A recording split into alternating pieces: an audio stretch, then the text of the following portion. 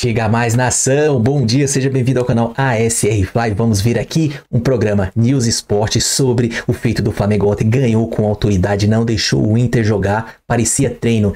E o presidente do Internacional veio choramingar pós sobre a diferença financeira. Ah, agora ele reclama? E o Mauro é cirúrgico, por isso que eu gosto de ouvir ele, cara. Foi na lata.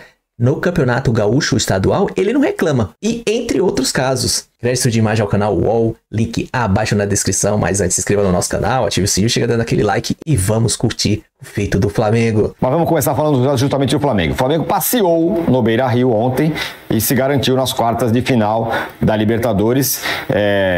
Não lembro de nenhum momento do jogo em que parecia que poderia acontecer alguma coisa diferente, a não ser isso aí. Uma chuva de papel picado que estava preparada para caso o Inter se classificasse, foi feita antes, por alguma razão.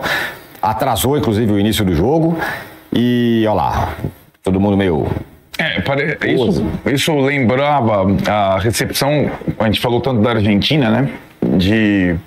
Das décadas 70, 80 na Argentina, papel picado. Isso acabou. O Inter, além de eliminado, vai levar uma multa daquelas por atraso no início do jogo. Sim. O que a gente viu em campo não teve competição, né?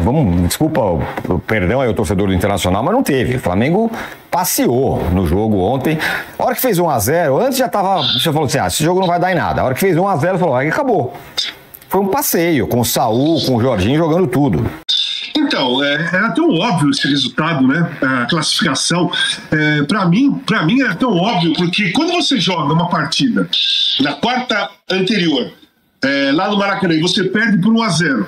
Aí no domingo você vai jogar de novo contra o mesmo time em sua casa pelo Campeonato Brasileiro. E você é amassado por 3-1.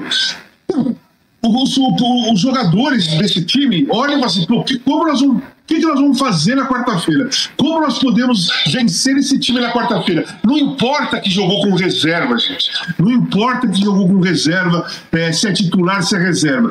Tomou 2 amassadas seguidas e ontem tomou a terceira. Você vai para o terceiro jogo, no torneio mais difícil, que é a Libertadores, precisando ganhar pelo menos por um gol do outro time para levar para os pênaltis, sendo que você já perdeu 2 seguidas. O Inter mostrou para o Flamengo no domingo, assim, porra, vocês vão atropelar a gente na quarta. Os jogadores do Flamengo saíram do jogo, mas, gente, já sabemos como jogar contra esse time, já sabemos como apertar, entendeu? Faz diferença. O jogo de domingo acabou com o jogo de ontem. Fora os papelzinhos, né? Falando em papelzinho, isso aí aconteceu na Copa de 78. Foi um confronto tão simples para o Flamengo e jogando tanto que você começa a projetar o que vem por aí. Já é líder do Brasileiro. Está eliminado da Libertadores, da Copa do Brasil. Então já tem uma competição a menos. Mas tá sobrando demais. Eu tô falando, Arnaldo. Vocês não estão acreditando em mim. Eu acho, assim, o sobrando demais poderia significar que o Flamengo também estivesse vivo na Copa do Brasil. Eu acho que hoje o Flamengo tem um elenco, por exemplo, para levar 3. Né? Ontem era tão interessante a gente notar quem vai jogar, o Pedro, o Bruno Henrique, o Saúl começa, aí você vê a escalação divulgada do Flamengo e o banco de reservas do Flamengo. O banco de reservas do Flamengo fenomenal, né? Acho que boa parte daqueles atletas seriam titulares em qualquer outra equipe do país. Então o Flamengo sobrando poderia significar até levar as 3 frentes. Sendo eliminado de uma, e, Tironi, com todo o respeito, mesmo levando a Copa do Brasil como terceira frente, colocando o time alternativo, o Flamengo não quis ser eliminado da Copa do Brasil. Ele foi eliminado da Copa do Brasil, assim como o Palmeiras, né? Da frente da Libertadores, acho que agora o Flamengo passa a ter uma outra competição. A próxima etapa da Libertadores é uma outra competição, de novo. É um mês de diferença, pode inscrever jogador, pode trocar jogador, os clubes vão ter ainda o fechamento da janela, né, vai até dia 2 de setembro, e aí o Flamengo vai começar uma etapa internacional, né? Não é o confronto doméstico mais, né? O Mauro até pode falar muito bem, ele tem acompanhado o campeonato, sempre acompanha, aliás, o campeonato argentino está se desenrolando e desta vez, Tironi, se o River passar hoje, o que é bem possível, nós teremos 4 argentinos entre os 8. No máximo, a gente pode ter 4 brasileiros entre os 8 também. Pode ser Flamengo contra argentinos de um lado, River Plate contra brasileiros do outro. 4 contra 4. E o Flamengo vai ter um campeonato argentino para disputar. Primeiro contra o Estudiantes e depois contra Vélez ou Racing. Então, eu acho que é uma outra situação. E até lá, rodada a rodada do Brasileiro, pau a pau com o Palmeiras. Acho que esse é o grande mérito do Felipe Luiz nesse momento. É pouquíssimo comum a gente ver o Flamengo ser vazado. Isso numa competição mata-mata é fundamental, na de pontos corridos também. Então, enquanto o time vai se reformulando, o sistema defensivo permanece muito estável e praticamente invulnerável. Essa é a grande marca do Flamengo 2025 para mim até agora. E o Arnaldo falou, não, vai ter janela aberta ainda. Bom, se tiver janela aberta, bom pro Flamengo. Se tem alguém que pode contratar mais jogador, é o Flamengo. Diz aí. Os adversários do Flamengo na competição não vão fazer grandes contratações, né? Estudiantes, tanto quanto depois o Racing e o Vélez, num caso passe, né? Não terão poderio econômico para fazer grandes contratações que transformem violentamente aí a capacidade dessas equipes. Eu acho que o Flamengo devia uma atuação, no caso duas, né? Dignas na Libertadores, depois na fase de grupos vergonhosa, terceiro ano seguido, né? Devia ao seu torcedor, né? E eu acho que conseguiu pagar aí uma boa parte, se não a totalidade dessa dívida, digamos assim, nesses dois jogos. O Internacional não criou nada, né? Tem a bola na trave, se ela vai na direção do gol, o Rossi estava protegendo o canto, né? O Rossi está justamente ali, a bola que nem foi forte. Ela bate nas duas coxas do Borré e vai e beija a trave, o goleiro está do lado. Se ela vai um pouquinho para o lado, faz a defesa, o rebate a bola para fora, alguma coisa assim aconteceria e o jogo estava já ali já resolvido, né? O fato é que o Internacional não conseguiu criar nada, né, contra o Flamengo. Não conseguiu nos dois jogos, não criou nenhuma grande situação, o Rossi não fez nenhuma grande defesa, não aconteceu nada assim, ofensivamente. Achei o Internacional muito abaixo, acho que vale aí a crítica do torcedor colorado ao Roger Machado. Ontem eu vi depois o presidente do Internacional reclamando da diferença financeira. Engraçado, né? No Campeonato Gaúcho ele reclama da diferença financeira para os pequenos. Ele reclama na Série A da diferença financeira para o Juventude, que é do Rio Grande do Sul, ou para o Ceará, que veio da Série B, ou para o Sport, que é o lanterna do campeonato, né? No ano que vem o Remo subir, ele vai falar da diferença do Remo, que é lá da região norte do Brasil, mais longe ainda, para o Internacional. É uma cara de pau. O Internacional tem um goleiro de seleção uruguaia, um centroavante de seleção da Colômbia, um centroavante de seleção do Equador, que faz gol aberto em Copa do Mundo, contratou um jogador na Argentina, um jogador internacional agora, um uruguaio, o Alan Rodrigues. Ele tem o Bernabé, ele tem o Vitão, ele tem o Alan Patrick. O Alan Patrick é um jogador caro, de nível de salário dos mais altos do futebol brasileiro, citando alguns nomes. Aí reclamar de diferença financeira, a diferença não é só financeira. O time do Flamengo é muito mais bem treinado do que o time do Inter. Isso é muito claro. O Felipe Luiz hoje se mostra um técnico muito melhor que o Roger. E olha que eu não acho o Roger mau técnico, não. A estratégia, o plano de jogo, como as coisas funcionaram, a disparidade é muito grande. É muito grande. Não é só de jogadores. É de jogadores e conteúdo de cada equipe. Ontem o Inter entrou naquela coisa de ganhar na camisa e tal. A gente nem ouvia nem a torcida do Internacional. Pouco tempo estava perdendo, tomou de 6-1 no agregado, gente. O placar da semana, de 3 jogos, foi 6-1. 6-1, quase 6-0, porque aquele gol do Borré ainda foi ali no detalhezinho de impedimento, depois foi confirmado, de fato não estava impedido. Então acho que o Flamengo ontem pagou uma dívida com a sua torcida, com uma atuação muito, muito segura. O que me chama a atenção é a maturidade do time. O time controla o jogo assim, sabe? Foi aquela formação de meio campo mais técnica, né? Sim. Parecia uma formação mais para jogar em casa, essa coisa, e foi... Não, domina, fica com a bola, não corre risco. E o Saúl é um jogador muito competitivo. Ele desarma, ele morde, ele não é um jogador da bola no pé. Essa é uma outra questão que a gente tem aqui no Brasil, ainda tem a ideia de que o volante que marca não joga.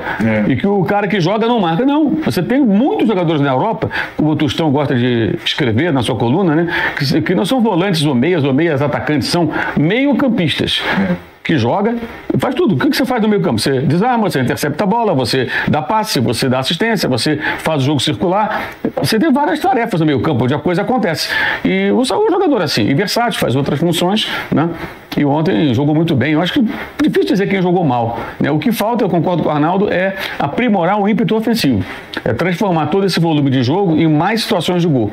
Que eu acho que ainda falta essa equipe, mas é uma equipe que ainda está num processo de construção. E a Copa do Brasil, claro que ninguém quer ser eliminado de nada.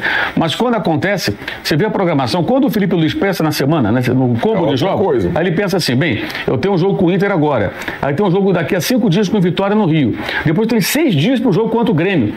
Então ele pode pegar o Arrascaeta e falar: Arrascaeta, esses jogos aqui, essa sequência, vou precisar de você. Você vai ter que dar um pouco mais. Mas você vai ter depois um intervalo bom aqui entre o jogo, 5 dias e 6 dias. Se tivesse passado pelo Atlético e fosse, digamos, pegar o Cruzeiro no sorteio, né? Jogou semana que vem. Quinta-feira que vem. Porque joga segunda com Vitória, seria quinta, aí no domingo com o Grêmio. Isso muda completamente toda a programação, a programação que eu falo não só de treinamentos, de quem eu vou usar em cada jogo. Claro. Então, tanto Palmeiras quanto Flamengo com as eliminações, é bizarro isso, mas é a realidade do futebol brasileiro. Você ganha um tempo em que você pode se dedicar a certos jogos sabendo que vai ter um respiro. Por exemplo, após a data FIFA, ela termina numa terça. Na quinta tem jogo, né? De Copa do Brasil. Na volta. Na volta. Os dois não têm esse jogo. Ou seja, os outros times têm esse jogo. Então, é bizarro. Ninguém é eliminado porque quer. O Flamengo não queria ser eliminado. Foi eliminado porque foi, né? Por jogadores e tal. Acabou sendo eliminado. Mas, bizarramente, no futebol brasileiro, você sai de uma competição, você tem um bônus. Isso é uma coisa que o presidente da CBF poderia falar mais a respeito, já que tem dado muitas entrevistas. Como transformar o calendário em algo mais racional para você não tornar uma competição como a Copa do Brasil, entre aspas, fardo para quem pode ser campeão das outras duas competições, no caso o brasileiro e a Copa Libertadores, né? Porque a realidade hoje é essa, né? Acaba sendo assim. Isso é muito bizarro. Bom, primeiro que eu não posso nunca comparar times passados ao meu time, são jogadores totalmente diferentes. Não posso nunca, jamais me colocar à altura do treinador que estava naquele momento, que era o Jorge Jesus, que se não é o melhor da história, um dos 2 melhores que passaram aqui no Flamengo. Nunca nunca vou fazer algo parecido com o que ele fez. Vou fazer a minha história, o que eu tô aqui para fazer do meu jeito, da minha história, mas sim com esse DNA do Flamengo, que eu aprendi, que eu conheço desde pequeno, e que é tentar fazer isso, amassar o adversário o máximo tempo possível. Já falei várias vezes, muitas vezes não conseguiremos, muitas vezes jogaremos mal, muitas vezes até jogaremos bem e vamos perder jogos, ou vamos jogar mal e ganhar. Assim é o futebol, mas a proposta, o modelo de jogo tenta fazer isso, tenta sempre propor jogo, sair jogando com a bola no chão, pressionar o adversário, e tentarei fazer isso do meu jeito, da minha forma, com os meus jogadores, que todos eles, e principalmente os que chegaram, todos querem fazer história aqui no Flamengo, querem botar um quadro na parede, e os que já têm muita história querem fazer mais ainda, porque o Flamengo hoje te permite essa possibilidade com as contratações que pode fazer. Muito bem, tá aí, foi perguntado sobre aí. Esse time aí pode ser melhor do que aquele do Jorge Jesus? Lembrando, o time do Jorge Jesus lendário, campeão da Libertadores, campeão brasileiro, amassando todo mundo e tudo mais. Felipe Luiz, inclusive, era jogador daquele time lá. Agora, Mauro, eu vou dar o meu pitaco, quero ouvir você. Eu não sei se o time vai ser melhor, se vai ganhar mais e tal. Mas eu acho que esse elenco atual, ele é mais recheado do que aquele, que era muito bom. Mas esse, acho que tem mais jogador no banco. Você tira um, põe outro, tem mais jogadores, assim, pra você. Mais elenco, vamos dizer assim. Porque com o tempo, o Flamengo vai contratando mais jogadores, né? E aí você vai formando um elenco mais encorpado. O Jorge Jesus foi embora. Ele não ficou com o elenco melhor porque ele não quis, ele quis ir embora. É sempre bom lembrar, o Jorge Jesus foi embora porque quis, ele meteu o pé. Agora, eu acho incrível esse fetiche por comparações, né? Esse vai ser melhor que aquele.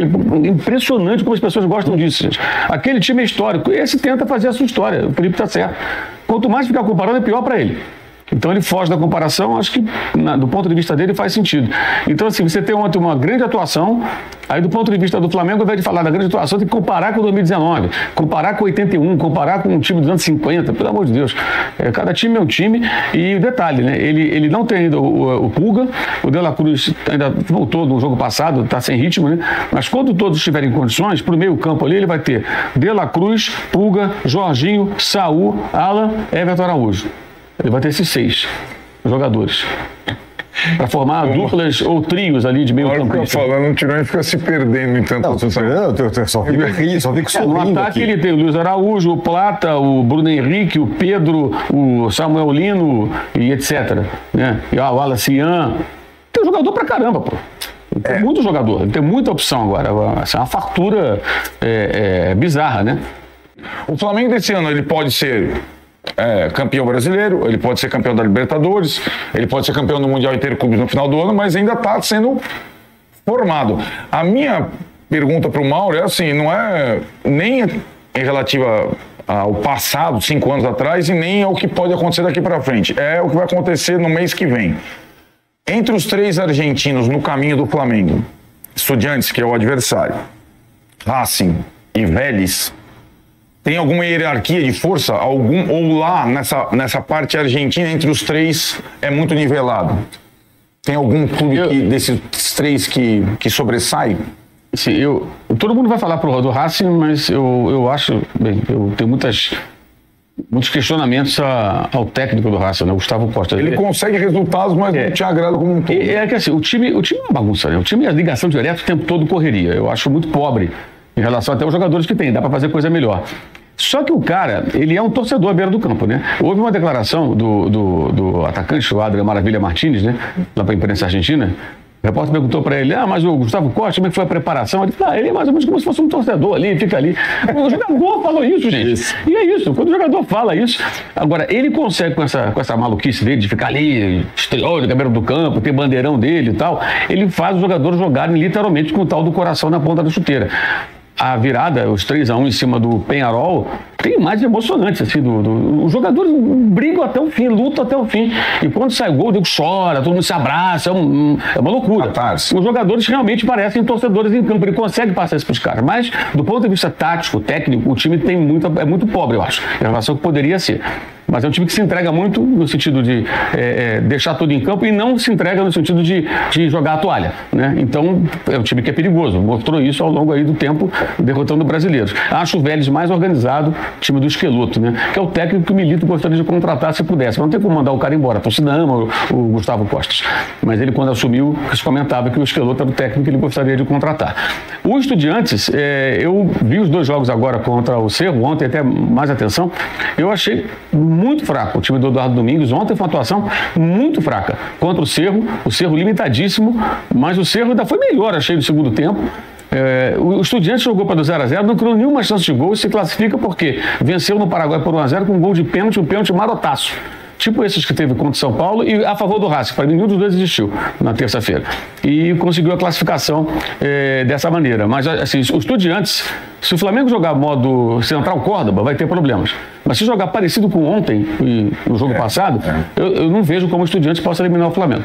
O Flamengo vai ser eliminado se ele fizer subir no salto alto, fizer uma atuação do nível daquela soberba que foi contra aquele outro time argentino, que é um time menor, né? Até inferior. Então eu acho que o Racing tem jogadores melhores e eu acho que o Vélez talvez seja um time mais organizado.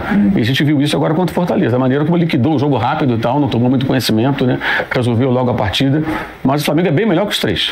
Eu acho que o Flamengo é bem melhor que os 3. Se fosse o Palmeiras nessa chave, eu diria a mesma coisa. Certo. É bem melhor que os 3. Eu acho que nenhum deles é páreo em condições normais. Agora, se jogar como jogou contra o Central Córdoba, quando jogou contra o Tátira no Maracanã, na fase de grupos horrorosa, pode perder. Claro que pode perder para qualquer adversário.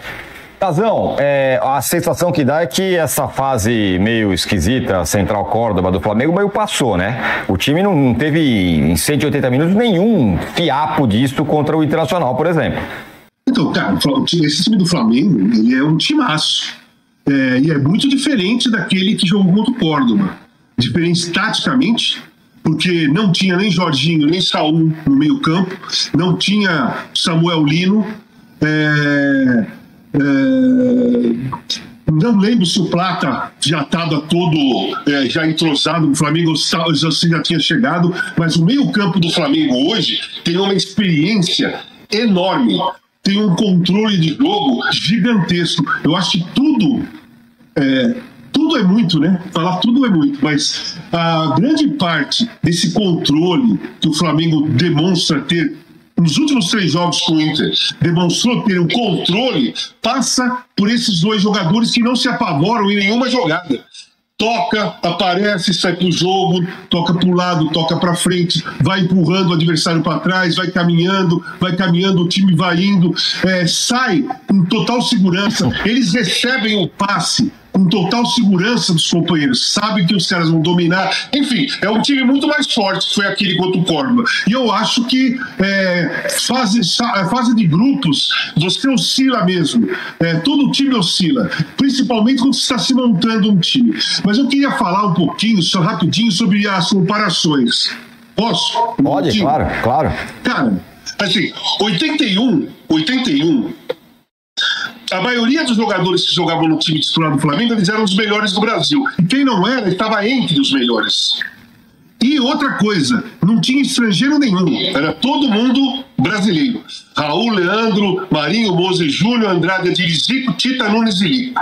Esse era o time do Flamengo de 81. Né? Você pega 19, já é uma outra época, já tinha mais estrangeiros e eram também os melhores que tinham naquele momento. A grande parte daqueles jogadores eram os melhores daquele momento. Né? E hoje eu acho que está acontecendo a mesma coisa. Você pega a dupla de zaga do Flamengo, Léo Ortiz e Léo Pereira, pô, é uma grande dupla de zaga, tanto defensivamente como ofensivamente. E outra coisa, começa a jogada com os pés deles. Toca para os dois do meio ou para os laterais e a jogada vai. Você pega Luiz Araújo, Pedro e Cebolinha, eles entraram ontem, eles estavam na reserva. Eles estavam na reserva do Flamengo e eles entraram no segundo tempo. Se você pega esses três e coloca em qualquer outro time brasileiro, eles vão ser titular. Eu só acho o seguinte, o time de 81 seria os melhores em 2019 e eles seriam os melhores em 2025 e seriam os melhores daqui 50 anos também. E sobre a questão financeira, né? O Inter se classifica no grupo que foi chamado de Grupo da Morte, que tinha o Atlético Nacional, o Bahia e o Nacional de Montevidéu. O presidente do Internacional, o Barcelos, podia pegar lá o orçamento do Nacional de Montevidéu, que é um tricampeão da Libertadores, é um time grande da América do Sul, mas pega o atual orçamento do Nacional e compara com o do Internacional, um vizinho, tá aí pertinho.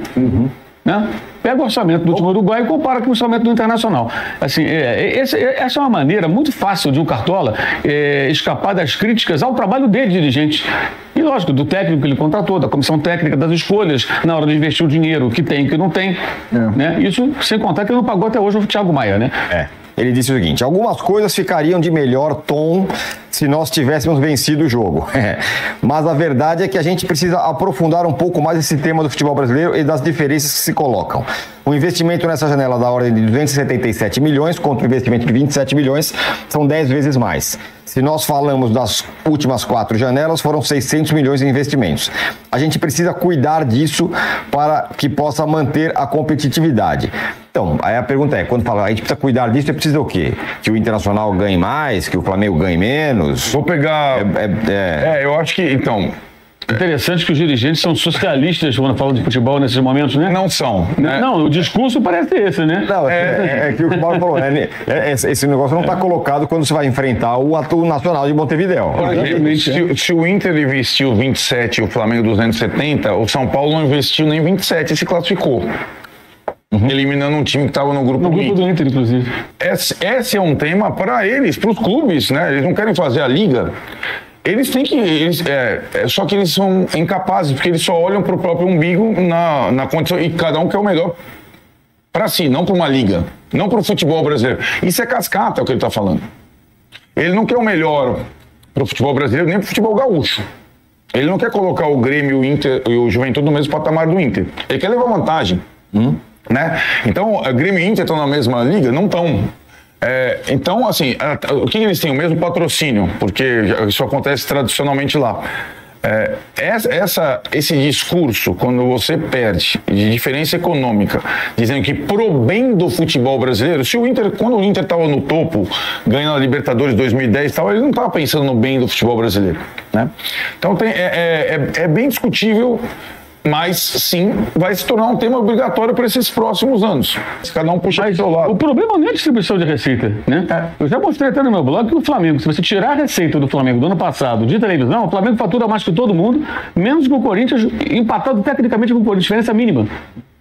Pega os números do ano passado, tira todo o dinheiro da televisão, não nem um centavo. O Flamengo ganha mais que todo mundo, menos o Corinthians, mas praticamente igual ao Corinthians. Diferença pequena. O problema não está aí, o problema está na gestão e no tamanho potencial de cada time. Vamos falar português claro.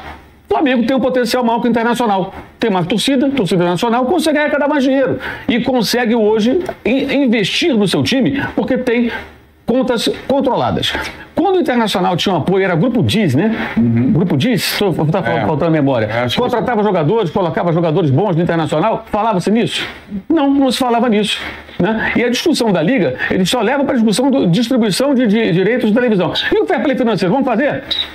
Se tivesse, o Thiago Maia teria que pagar, né? Como é que um dirigente de um clube que tem um jogador que não foi pago até hoje e que esse cara joga contra o clube que vendeu o atleta, e o Flamengo parcelou, inclusive, em várias prestações por conta da enchente do ano passado em Porto Alegre, foi o acordo feito com a antiga gestão, o Inter, evidentemente, dificuldades, parcelou ainda mais e não pagou até hoje. Então, como é que pode esse negócio desse? Sinceramente, eu acho que é uma coisa que é até meio constrangedora. Vai tentar o quê? Desviar o foco do quê? E o Internacional tem um time caro. No começo da temporada, o que se falava do Internacional? Muita gente dizia, não, vai brigar pelo título, tem bons jogadores, né, contratou bem. Era a expectativa. Não funcionou. O Inter está ali junto com o Grêmio, ali pertinho, numa posição ruim na tabela de classificação. Foi eliminado pelo Fluminense de novo, que tinha sido eliminado em 2023 na Libertadores, perdeu em casa do Fluminense. Qual foi o problema, então, com o Fluminense? O Fluminense não tem investimento do Flamengo. Qual foi o problema com o Fluminense? Me digam. Não. Qual foi o problema? Por que perdeu o Fluminense? E a campanha do brasileiro? Reflete o quê? Gente, pelo amor de Deus, esse é um argumento tacanho. Né? O torcedor do Inter que embarcar nessa, sinceramente, está sendo muito ingênuo. Casão, você levantou a mão. Você quer falar? Fala. Sim. Não, o que eu quero dizer é o seguinte, porque a discussão, se a gente for discutir as diferenças, é bem mais ampla, né? Eu não entendo o espanto de presidentes de clubes com outros clubes que têm mais condições financeiras, ou mais apelo, ou mais abertura. Porque a vida é assim, cara. O presidente do Internacional, se anunciar a profissão dele, deve ser um empresário que tem concorrência na profissão dele. E a concorrência dele tem empresários que têm menos força que ele e tem outros que têm mais força que ele. E isso é em todo o segmento de uma sociedade. Né? Agora, você ficar reclamando que o seu time tem menos dinheiro do que o outro que tem mais, sem olhar as diferenças, né, que cada um oferece... Assim, eu não consigo entender essas reclamações dos presidentes de clube no futebol, quando a vida mostra pra gente que a vida é assim em todo lugar. O que ele queria? Que o futebol fosse diferente? Todo time ganhasse o mesmo, todo time tivesse a mesma imagem, todo time tivesse o mesmo número de torcedores, todo time tivesse a mesma receita. Se a vida não é assim, pô! Por que o futebol se cobra isso? Se na sociedade mundial não é assim? Querem fazer uma sociedade paralela, um universo paralelo do futebol, onde tudo é igual, sendo que o resto que está em volta não é nada igual? Boa. O Inter disputou o Mundial de Clubes 2003 e ganhou do Barcelona. Verdade. Não foi? Foi. Quem tinha mais investimento? Né? Mas depois perdeu para o Mazembe em 2010. Quem tinha mais investimento? Gente, essa conversa é muito... A palavra que eu encontro mais suave é constrangedor. Ainda mais, assim, depois de uma derrota como essa. Até a derrota é o pacote, é o 6-1 na semana. Não, essa não é hora muito boa para falar sobre isso, mas aí você vai e fala. Pô, se não é hora muito boa, não fala, né? Pô, pelo amor de Deus, gente, que coisinha, hein? E é ao contrário, né? Porque se ganha, fala, é heróico, é incrível. Superamos e tudo. Aí antes do jogo não falou. Falasse então antes do jogo. É isso aí o vídeo. E o Flamengo não tem adversário. Agora sim a gente joga bonito, tá criando liga.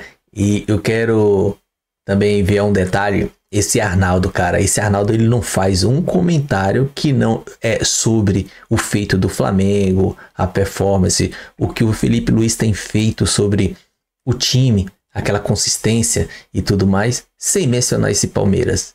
Ô cara chato, velho. Ô, pelo amor, viu, cara, esquece o Palmeiras, a gente não vive eles que vivem a base da gente.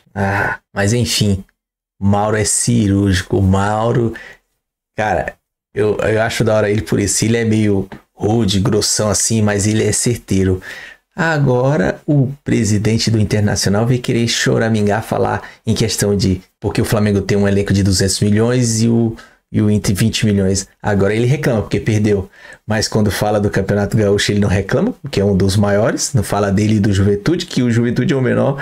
Hein? E aí? O próprio grupo, como o Arnaldo falou, sobre o grupo da morte da Libertadores... O Atlético Nacional é bem inferior ao Inter. Isso ele não mencionou. E o São Paulo ganhou deles aqui. Deu trabalho, sim. É muito fácil falar depois que perde. Cara, o Inter não chutou no gol. Não deu trabalho pro Flamengo, parecia treino. O Flamengo fez tanto para parecer simples, mas não é simples. Porque o time é bom e é bem treinado. Beleza? O vídeo é isso aí. Se gostou, se inscreva no canal, ative o sininho, chega a dar aquele like, compartilha, comenta. Tamo junto, até a próxima. Saudações rubro-negra.